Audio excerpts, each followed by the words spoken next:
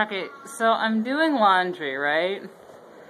And my voice teacher had told me that I should hang clothes up in the house to help,